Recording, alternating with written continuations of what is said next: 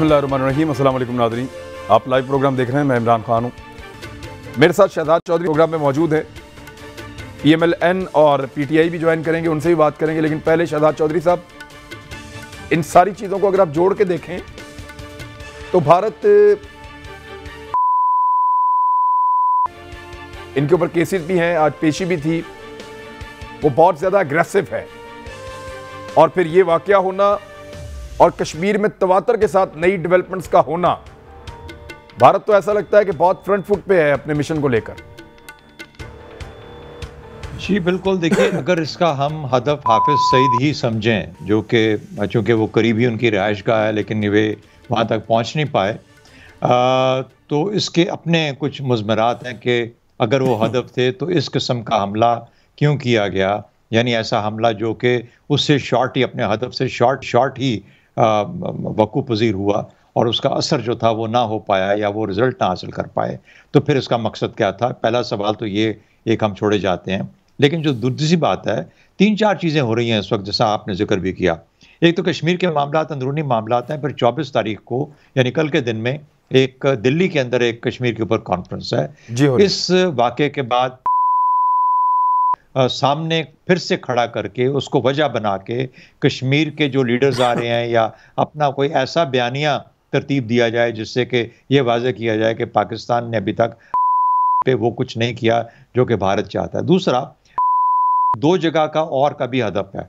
एक, अमेरिका के international terrorist list के अंदर उसका जिक्र आता है और उन्होंने 10 मिलियन या $1 मिलियन का उसके ऊपर एक वो हेड मनी लगाई हुई है, लेकिन साथ ही साथ वो लगाई गई है भारत के कहने के ऊपर।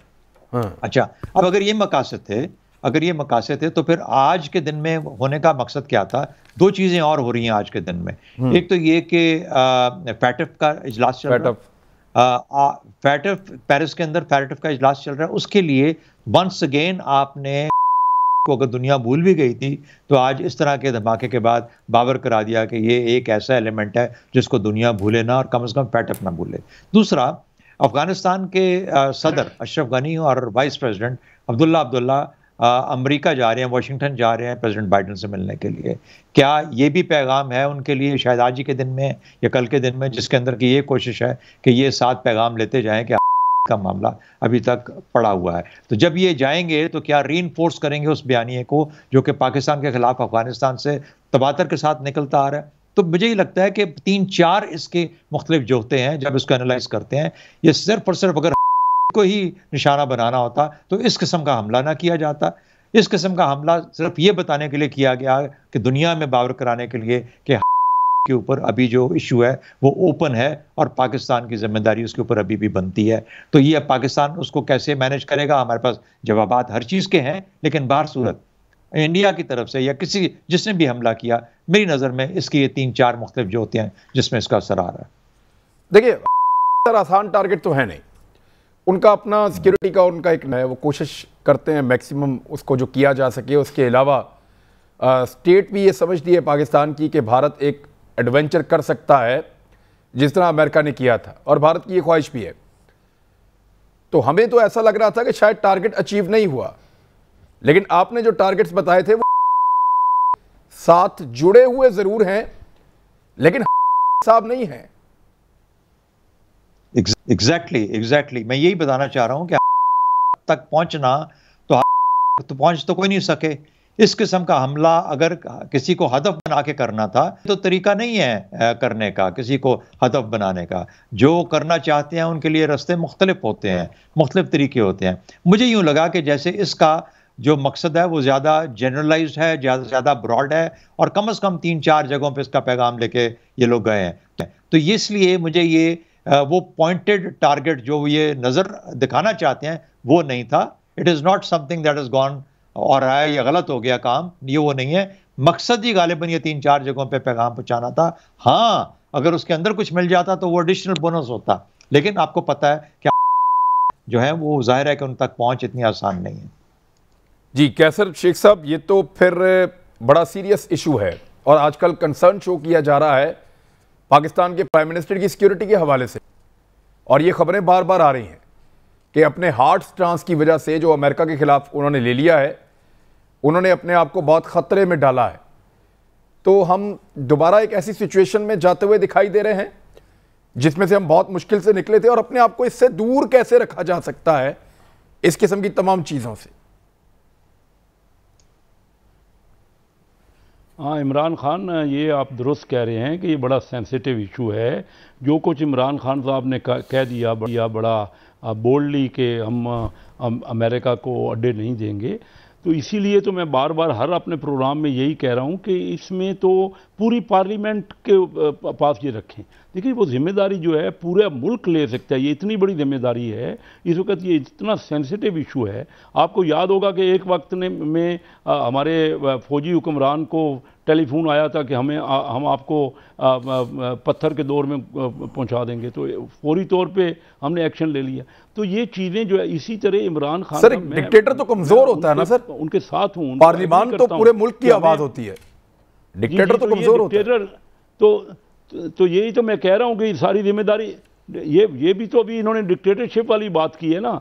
देखिए ना, ये तो पार्लियामेंट के ऊपर जिम्मेदारी आनी चाहिए थी और पूरी पार्लियामेंट को थ्रेडबेयर डिस्कस करना चाहिए था। अभी तक हमें तो पता ही कुछ नहीं है, बाहर से प्रोग्रामों में और आप लोगों से सुन रहे हैं, तो ये चीज़ आनी चाहिए। देखिए ना, हमारे वक्त में, मुस्लिम लीग के वक्त में, जब सऊदी अरेबिया ने हमसे कहा था कि यमन में उनकी वो सपोर्ट की जाए, तो पार्लियामेंट के पास किसा गया था, तमाम कई दिन थ्रेडबेयर डिस्कस हुआ, और आखिरकार हम, क्योंकि एक कोई वज़ीर आज़म या कोई हेड ऑफ गवर्नमेंट ये जिम्मेदारी नहीं ले सकता, और ना ही उसको इस तरह, मेरे ख्याल में, क्योंकि ये इस वक्त तो देखिए ना, हमने बजट पेश किया है, बजट में हमने जो दिया है बहुत ज़्यादा, हमने नेट टैक्सेस हम कहते हैं रेवेन्यू हासिल होगा, और हम IMF से भी लेंगे, इमदाद लेंगे, लेकिन IMF ने तो कहा है कि हम 2-3 महीने बाद रिव्यू करेंगे।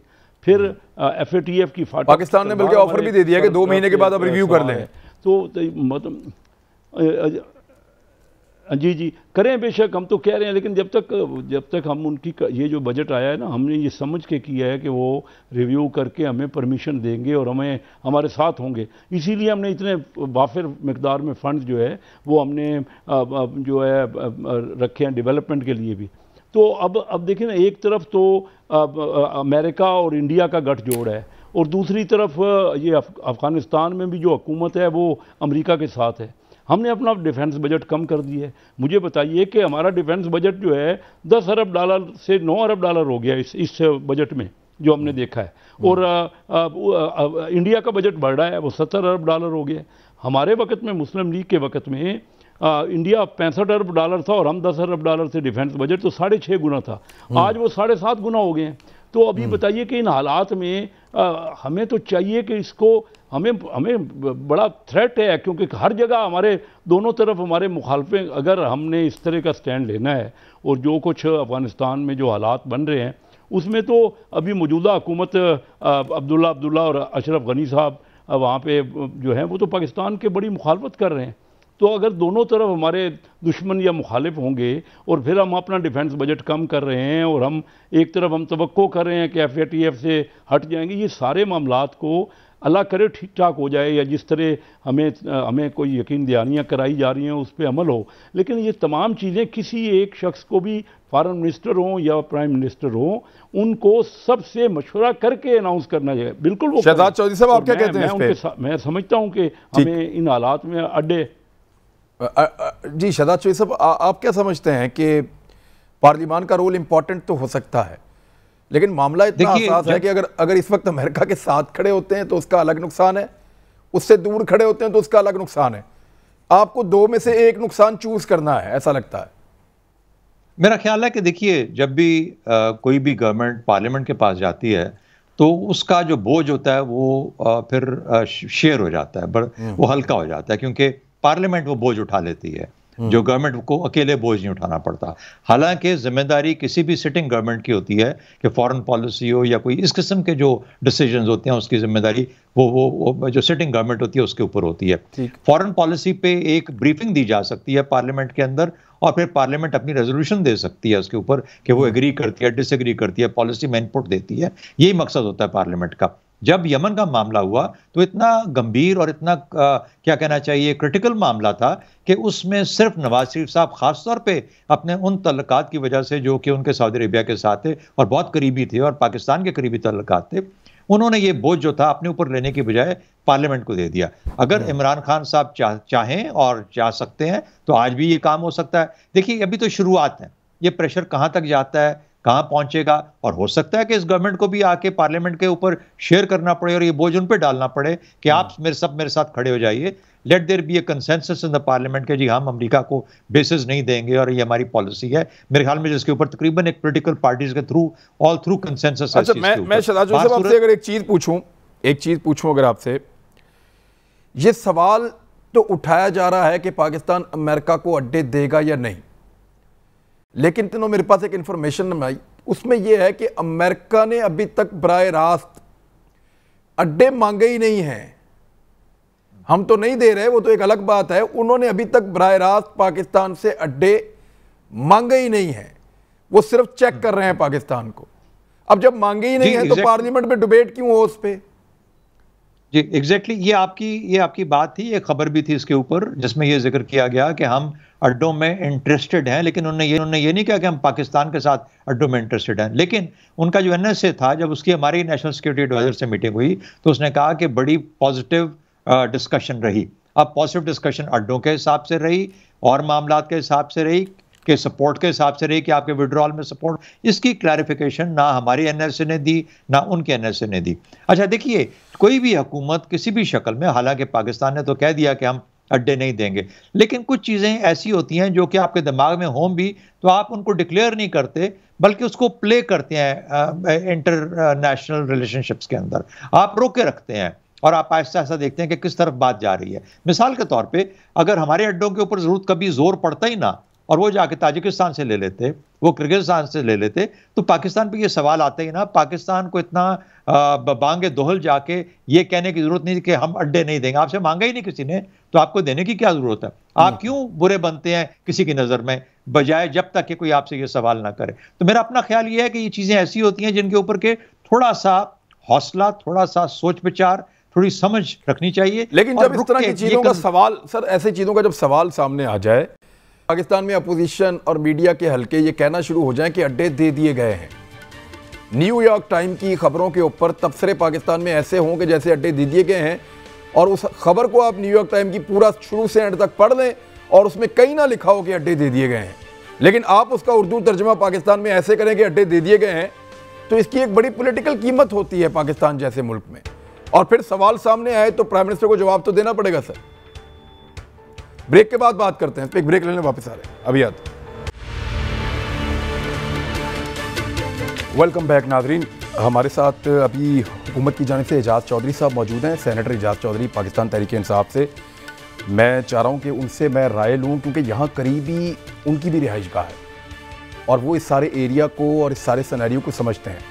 एजाज चौधरी साहब, नॉर्मली इस किस्म का पाकिस्तान में जब भी हादसा होता है या वाक़या होता है दहशतगर्दी का, तो चंद घंटों में पता चल जाता है कि कौन सा ग्रुप इसके पीछे है। कोई भी इसकी जिम्मेदारी कबूल नहीं कर रहा और सब उंगलियां उठ रही हैं भारत की तरफ। गवर्नमेंट के पास क्या है हमें बताने के लिए?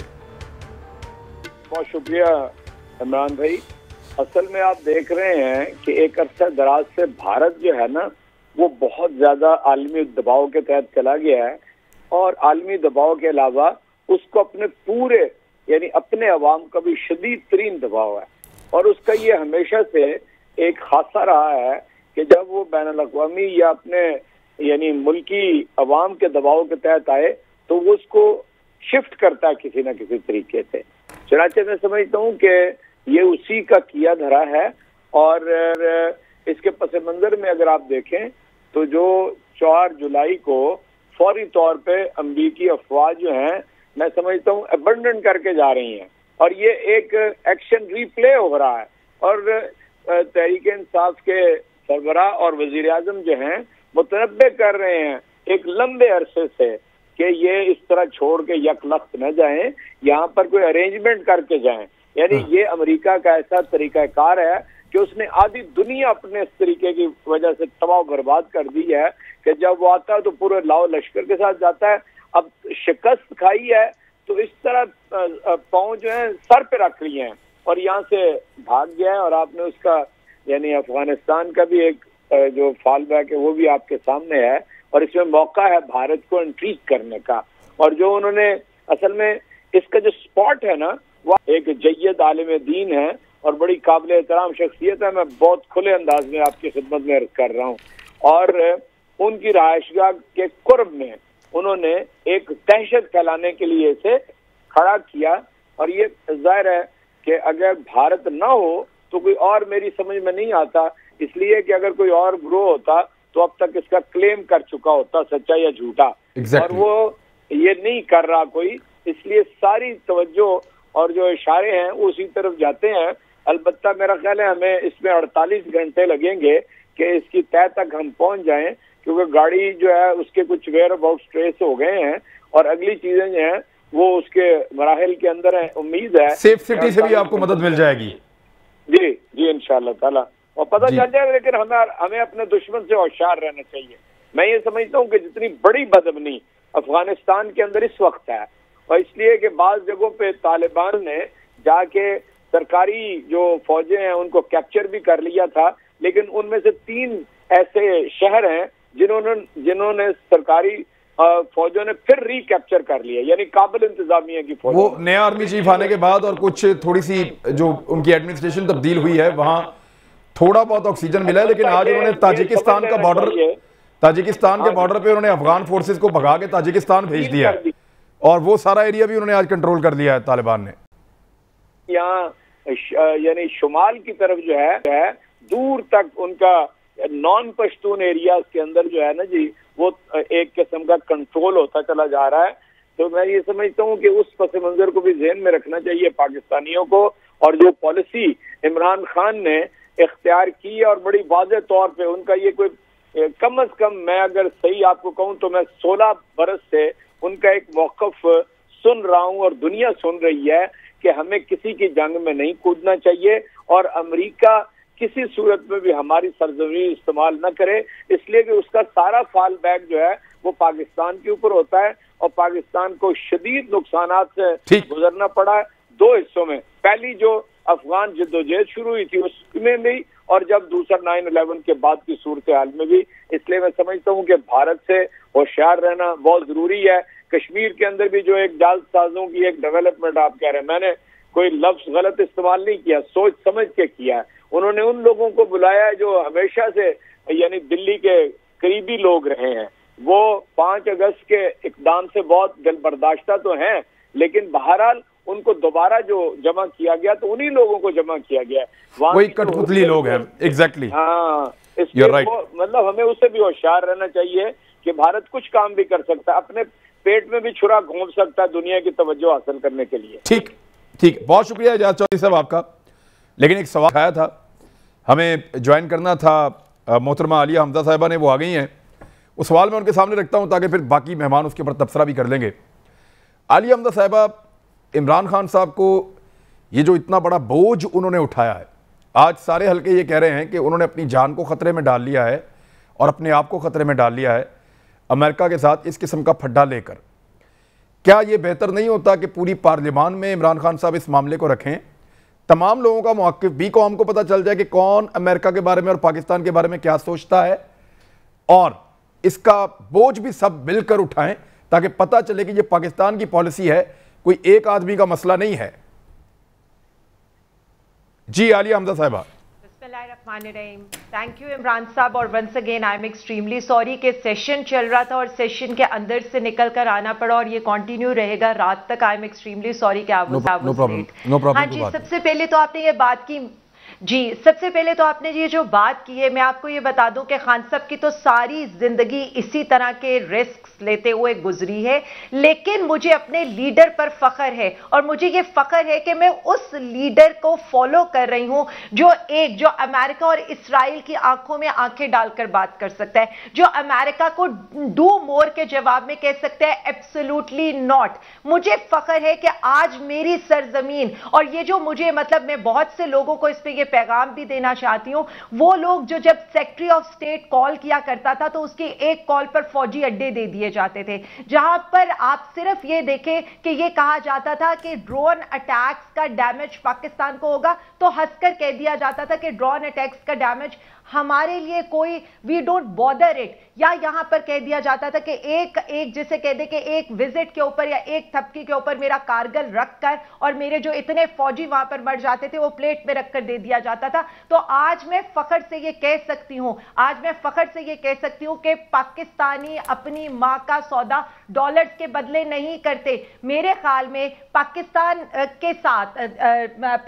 खान के साथ, प्राइम मिनिस्टर इमरान खान साहब के साथ आज ऑपोजिशन खड़ी हो ना हो, आज वो लोग खड़े हो ना हो जिनके मफादात है अमेरिका के साथ, जिनके मफादात बैरूनी मफादात हैं, जिनकी जो जायदादें हैं वो 7 बरे आजमों में, लेकिन मेरा लीडर, उसके साथ ये पूरी कौम खड़ी है और पूरी कौम को इस बात पर फख्र है कि प्राइम मिनिस्टर इमरान खान ने एक सॉलिड स्टैंड लिया है और उन्होंने अमेरिका को कहा है कि मेरे साथ जो हो चुका है, हम 70,000 जानों का नजराना पेश कर चुके हैं। हमारे जानों के साथ साथ जो हमारी ट्रेड का हमें नुकसान हुआ है, जो हमें एज ए नेशन नुकसान हुआ है, आज हम उस नुकसान के मुतहम्मिल नहीं हैं। खान साहब से भी अगर आप ये पूछेंगे या कोई भी पूछेगा तो खान साहब ये कहेंगे कि मेरी जान भी चली जाए तो मुझे इस चीज की परवाह नहीं है। अल्लाह मियां मेरे प्राइम मिनिस्टर को लंबी जिंदगी दे और मैं सिर्फ ये समझती हूं कि आज पाकिस्तानी पहली दफा सर उठाकर चल। देखिए आप जिस मोमेंटम में आई हैं ना, जिस ऐवान से आप उठकर आई हैं,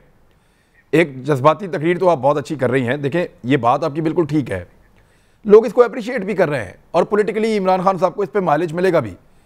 लेकिन सवाल मेरा था थोड़ा सा दानिशमंदी वाला कि पॉलिटिकल लोग हैं, तरीके से हैंडल करें। आपने दुनिया को मैनेज करना है, उनके साथ जंग थोड़ी करनी है। इमरान खान साहब ने जो कहना था वो कह दिया, अब इसका बोझ सबके पलड़े में थोड़ा थोड़ा डाल दें, कोई एक्सपोज हो जाएगा, कोई बोझ उठा लेगा, तो ज़रा दुनिया को ये पता चलेगा कि ये सारे इकट्ठे हैं, उसका इम्पैक्ट भी ज़्यादा हो जाएगा और इमरान खान साहब सिंगल आउट भी नहीं होंगे।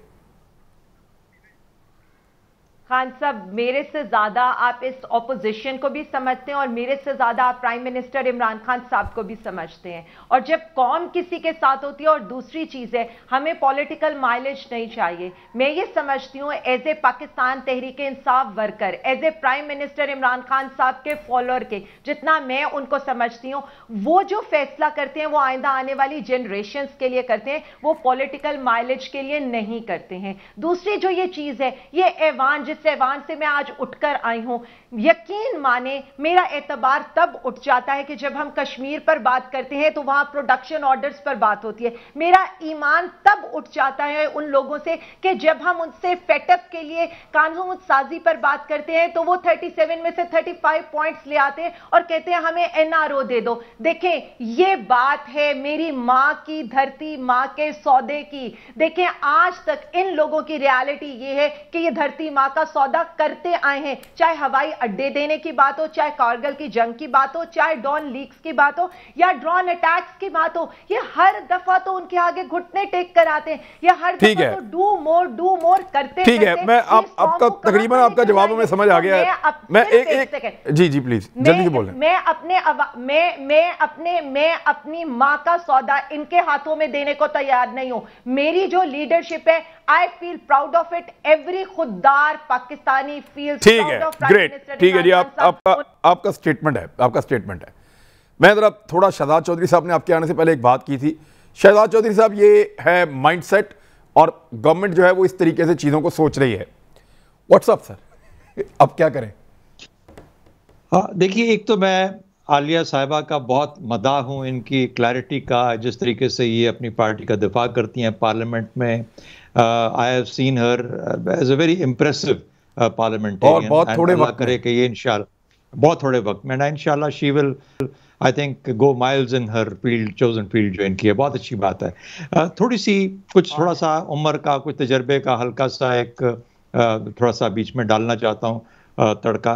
वो ये है कि जो फॉरेन पॉलिसी होती है, एक तो उसको सियासत से दूर रखना चाहिए।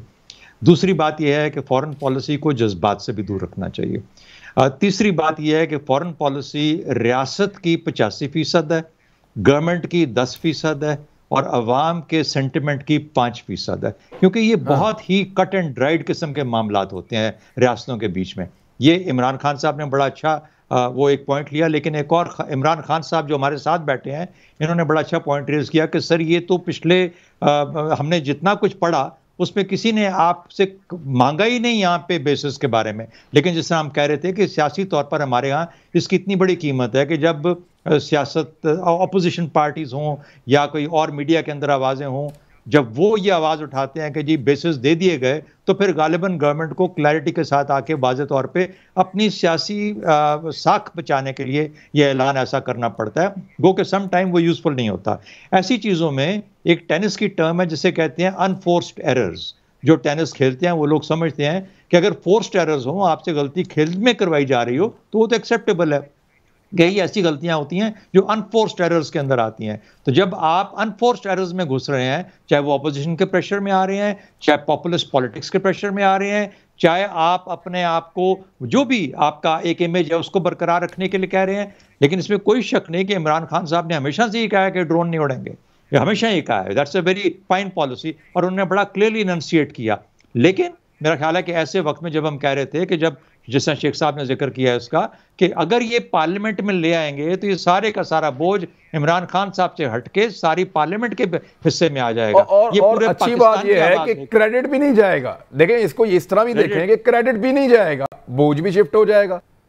शहजाद चौधरी साहब, द पॉइंट इज कि देखिए हमें इसको तो फॉरेन पॉलिसी को बहुत सोच समझ के लेके चलना पड़ता है। हमें इसको इस तरीके से इतना अनफोर्स्ड एरर्स के साथ गलती दर गलती और अपनी आवाज पहले ही मत डाल दें, इंतजार करें अगले के पत्ते का। ये पत्तों की खेल है, ये कार्ड्स की खेल है। Wait for the other person other side to play your card, फिर आप अपने पत्ते सामने लेके आए। हम आउटराइट अपने पत्ते दुनिया को शो करके हम पीछे बैठ के, क्योंकि दुनिया पर आपकी परवाह नहीं करेगी, उनको पता है आपके पास क्या पत्ते हैं।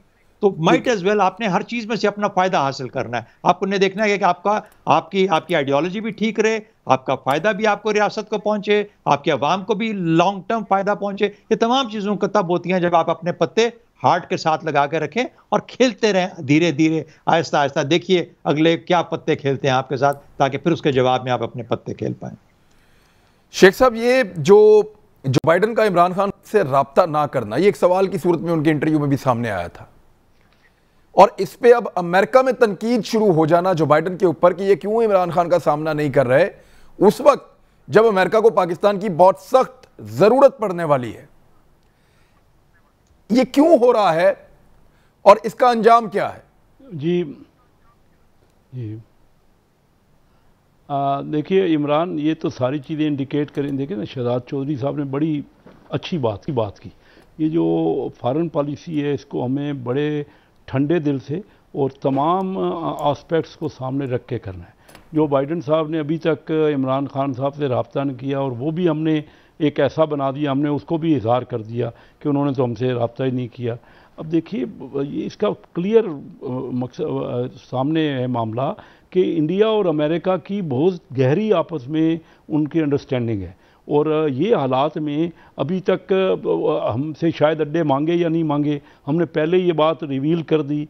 हमें तो उस वक़्त एक पॉलिटिकल जो लीडर है, देखिए मैं भी इमरान खान साहब की उनके लिए चाहता हूं कि उनका दफ़ा रहे, उनका वेलफेयर हो। मैं मकसद सिर्फ ये कि जिस अंदाज से उन्होंने बात कर दी, ये तो पहले ही फैसला कर लिया। अब अगर पार्लियामेंट में वो चीज़ जाती भी है तो पार्लियामेंट क्या कर सकती है? पार्लियामेंट के वज़ीर आज़म साहब ने तो अपना पॉइंट, उनको तो चाहिए था कि भाई ये हम इस पर सोच विचार कर रहे हैं, हम पूरा जो सही कौम के मफाद में होगा वो फैसला करेंगे। इस किस्म का कोई उनको जवाब देना चाहिए था। अब ये मामला नहीं सर, एक सेकंड अगर इमरान खान ये कहते, हमारा सर एक मिनट, अगर इमरान खान ये कहते, वो कहते कि आप अड्डे दे रहे हैं, तो इमरान खान ये कहते हम सोच विचार कर रहे हैं, तो अगली सुबह मरियम नवाज ने और मौलाना फजलुर रहमान साहब ने और बिलावल भुट्टो जरदारी ने वो तिगनी का नाच नचाना था हुकूमत को कि इमरान खान को लेने के देने पड़ जाने थे। नहीं, इमरान खान साहब ये नहीं कहते हम सोच विचार कर रहे हैं, वो कहते ये मामला इतना संजीदा है कि हमने पूरी कौम को साथ लेके चलना है। ये नहीं कहते कि हम सोच विचार कर रहे हैं। और ये हकीकत है कि इस मामले पे कोई एक फर्ज वाइज कोई भी हो, कोई भी देखिए ना, मियां नवाज शरीफ साहब का फैसला आपके सामने है, वो बहुत बड़े, उनके पास मेजॉरिटी थी। इमरान खान साहब के पास तो असेंबली में इतनी मेजॉरिटी भी नहीं है पार्लियामेंट में, लेकिन उन्होंने ये मामला इसीलिए रखा कि ये मुश्किल फैसला था। उनके अपने बड़े तल्लकात थे सऊदी, बाद में सऊदी अरेबिया ने उसको माइंड भी किया, उन्होंने उसका महसूस किया, लेकिन क्योंकि ये पार्लियामेंट, पूरी पार्लियामेंट ने फैसला किया था, इसलिए वो इतने ज़्यादा जज्बात से हमारे खिलाफ सऊदी अरेबिया ने कोई बात ऐसी नहीं की, कोई एक्शन नहीं लिया। मैं ये महसूस करता हूँ हमारे प्राइम मिनिस्टर साहब क्योंकि बिल्कुल खुली बात कर देते हैं। पॉलिटिक्स जो है उसमें कोई चीज़ ये वो उनको चाहिए था कि हम अपनी पूरी कौम को साथ रख के पूरी कौम के साथ कलेक्टिव फैसला, विजडम से फैसला करेंगे। और असम्बली में जाने का 500 पार्लियामेंटेरियन आपके पास बैठे हैं। आलिया हमदा साहबा ने बड़ी जज्बाती बातें की, ये ठीक है। हमारे यहाँ ज़्यादातर जो मेंबर हैं ना, हम देख रहे हैं वो 2-3 लीडरों का सिर्फ उनकी खुशनुदी हासिल करने की बातें कर रहे हैं। ठीक है, बहुत बड़े लीडर हैं, तमाम लीडर बहुत बड़े लीडर हैं, हमें उनको सपोर्ट भी करना है अपने अपने लीडर्स को, लेकिन देखिए मामलात को जब तक हम उनका मुश्किल क्यों रखते हैं, और एडवाइस जो है वो जरूरी होती है। कोई एक भी शख्स अकले कुल नहीं होता, और वो फैसले भी सिंगली कोई भी नहीं कर सकता जो पिछले और जमहूरियत भी यही है, पार्लियामान में आए लोगों के मुंतखब नुमाइंदे हैं, उनको फैसला करने का हक है। एक ब्रेक लें, ब्रेक से वापस आते हैं फिर। वेलकम बैक नाज़रीन, मेरे पास बहुत मुख्तसर वक्त है। मैं क्विकली पहले शहजाद चौधरी साहब से, सर जो बाइडन का राब्ता ना करना इमरान खान से क्या समझ आती है, क्विकली सर? मेरा ख्याल है कि वो अफगानिस्तान पे अपनी जो पोजीशन है उसको काफ़ी देर क्लियर नहीं कर पाए। फाइनली उन्होंने फैसला किया और फिर उन्होंने ये सोचा कि पाकिस्तान का हम रवैया देखेंगे और उसके बाद फैसला करेंगे क्या जो बाइडन को इमरान खान साहब से बात करनी है या नहीं करनी। लेकिन अब जब हमने कह दिया कि हम अड्डे शड्डे कुछ नहीं दे रहे, तो मेरा ख्याल है कि वो जो पॉसिबिलिटी है, यानी कोई ऐसी चीज़ रह नहीं गई जिसके लिए जो बाइडन अब इमरान खान साहब से बात करे। हाँ, आपस के बायलैटरल रिलेशनशिप के ऊपर बात करना चाहते हैं, वो बात की बात है कि वो पाकिस्तान के बारे में क्या समझते हैं, क्या सोचते हैं। फिलहाल उनका ताल्लुक सिर्फ इसी चीज़ से है, अफगानिस्तान से जो फोर्सेस निकल रही हैं वो किस तरीके से निकल रही हैं और उसके ऊपर पाकिस्तान उन्हें क्या सपोर्ट कर सकता है। पाकिस्तान ने पोजीशन ले ली, ड्रोन के लिए कोई अड्डा नहीं है, कोई अड्डा नहीं देंगे। अब जाहिर है कि कुछ बीच में गैप आ जाएगा जब तक कि पाकिस्तान यूएस के ताल्लुकात बायलैटरली डिफाइन नहीं हो। जी आलिया हमजा साहिबा। हाँ जी, सबसे पहले तो मैं बहुत बहुत शुक्रिया अदा करती हूँ शहजाद चौधरी साहब का, जो वर्ड्स उन्होंने यूज़ किए, आई एम ऑनर्ड। लेकिन आप लोगों के एक्सपीरियंस से हम लोग सीखते हैं, प्लीज़ हमें गाइड करते रहें। सर, बात सिर्फ इतनी सी है कि आपने ये बात किया एब्सोल्युटली नॉट वाले इंटरव्यू को जिस तरह से ऑपोजिशन ने ट्विस्ट किया, दो तरह से, न्यूक्लियर प्रोग्राम को रोल बैक करेंगे या खान साहब के पर्दे के उससे स्टेटमेंट से मिलाकर, तो ये एक मखसूस एजेंडा के तहत हम नहीं चाहते कि कोई ऐसी बोल्ड स्टेटमेंट पहुंचे अमेरिका तक। देखिए, मैं थोड़ा सा पास्ट में जाकर इसको कंक्लूड जल्दी करती हूं। इस्राइल डेलीगेशंस इन्होंने भिजवाए थे इस्राइल से टर्म्स करने के लिए, लेकिन खान साहब वो वाहिद हैं जो कहते हैं मैंने इस्राइल को नहीं मानना। मोदी हिंदुआता उसकी जहनियत पूरी दुनिया में आरएसएस नाजी से खान साहब ने मिलाई, ये लोग आज तक उसको साड़ियां या आमों की पेटियां देते रहे। तो आप जब हमें ये कहते ना हम ऑपोजिशन पर भरोसा करें, खान साहब कहते रहे 20 सालों से वो ये कह रहे हैं कि हमारा अमेरिका के साथ सिर्फ एक ही ताल्लुक हो सकता है, वो बराबरी पर हो सकता है। बात तो बड़ी लंबी है और बात बहुत जरूरी है, अपोजिशन की भी बात सुननी थी, लेकिन वक्त बहुत कम है और थोड़ा सा मैनेज नहीं हो पाया आज। लेकिन दोबारा प्रोग्राम में इंशाल्लाह डिटेल में बातचीत करेंगे। अब तक के लिए इतनी, अपना ख्याल रखिएगा। अल्लाह हाफ़िज़।